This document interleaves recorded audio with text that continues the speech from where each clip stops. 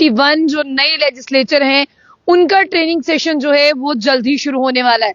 जिस तरह से आप ये जानते हैं कि साल 2024 में पहले लोकसभा चुनाव हुए, उसके बाद में असेंबली चुनाव हुए और असेंबली चुनावों के होते ही जब जम्मू कश्मीर में सरकार बनी, जो पहला असेंबली सेशन था वो श्रीनगर में हुआ, उसकी तस्वीरें आप लोगों ने देखी।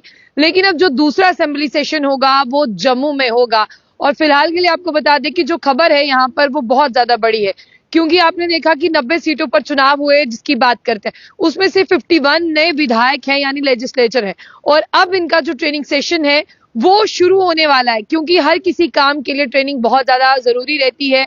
अनुभव होना भी बहुत ज्यादा जरूरी है कि हम लोगों के नुमाइंदे हैं और लोगों ने हमें चुनकर जो है वो असेंबली में भेजा है। हमें किस तरह से काम करना है, हमें लोगों की बातें किस तरह से रखनी है, लोगों की बातों के साथ साथ हमें लोगों के मुद्दों को किस तरह से हल करना है, इन सब चीजों पर जो है वो लेजिस्लेचर बात करते हैं। लेकिन जब कोई एकदम नया होगा जिसे पता ही नहीं होगा कि बातचीत कैसे करनी है, तो ऐसी असेंबली का टाइम भी वेस्ट होता है और साथ ही साथ जिन लोगों ने वोट दिए हैं उन लोगों के लिए भी फेयर नहीं है, क्योंकि वो उनकी बात नहीं कर सकते।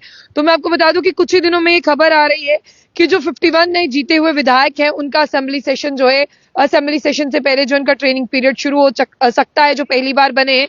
क्योंकि देखिए, अगर मैं टोटल की बात करूं 90 में से अगर मैं 51 की बात करूं तो 51 नए हैं, यानी आधी असेंबली की अगर 50% से ज्यादा जाए तो नए लेजिस्लेचर है, इसीलिए उनकी ट्रेनिंग बहुत ज्यादा जरूरी है। और आपको ये भी बता दें कि बहुत ज्यादा जरूरी चीजें जो है वो न्यू कमर्स को इसमें बताई जाएंगी, किस तरह से वो अनफेमिलियर है इन सब चीजों से, और पार्लियामेंट का डेकोरम और प्रोसीजर किस तरह से मेंटेन रखना है। जिस तरह से आप जानते हैं कि नेशनल कॉन्फ्रेंस ने सीटें जो है वो हासिल की और जिसमें सबसे ज्यादा विधायक जो है वो नेशनल कॉन्फ्रेंस के हैं। आपको बता दें कि 2024 में सबसे ज्यादा सीटें जो है वो नेशनल कॉन्फ्रेंस ने जीती in comparison to Bharatiya Janata party. जिस तरह से भारतीय जनता के पार्टी के पास 29 सीटें हैं। बड़गाम और बात करते हैं नगरोटा कॉन्स्टिट्यूंसी के लिए चुनाव जो है वो 5 अप्रैल से पहले होंगे।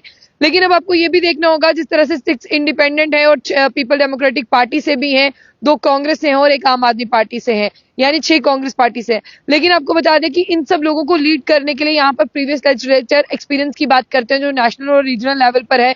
जिस तरह से एनसी के लीडर और फॉर्मर हाईकोर्ट जज की बात करते हैं हसनैन मसूदी, जिन्होंने member of parliament from 2019 to 2024 तक जो है वो सर्व किया है।